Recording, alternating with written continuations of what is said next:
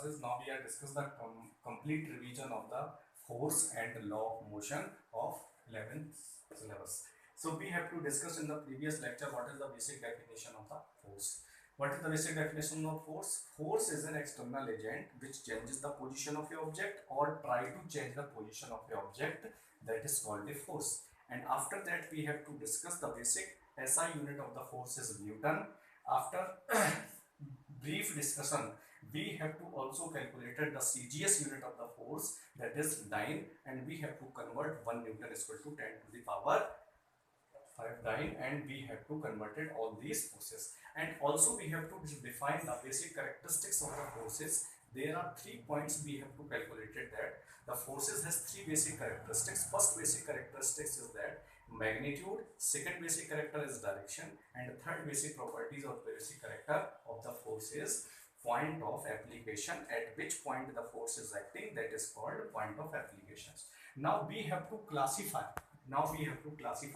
various type of forces. Classification of force, classification of force, classification of force. Here mainly four type of force will be calculated. The first type of electrostatic, first force is electromagnetic force. Second, nuclear force, electromagnetic force, nuclear forces, contact force, and another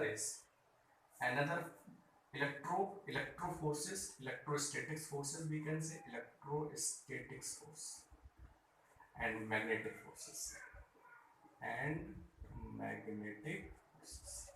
These type of basic forces are acting on a system: electrostatic force, magnetic forces, contact forces, and nuclear forces.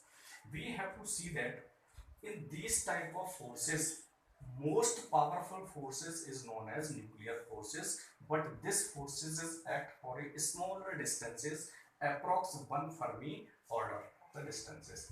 After that, this nuclear forces will be removed, and if the distances between the systems will be larger, then nuclear forces will be disappear, and this forces is having the larger value is as compared to the electrostatic force and magnetic forces and also the contact forces. Now contact forces are also described various types of forces.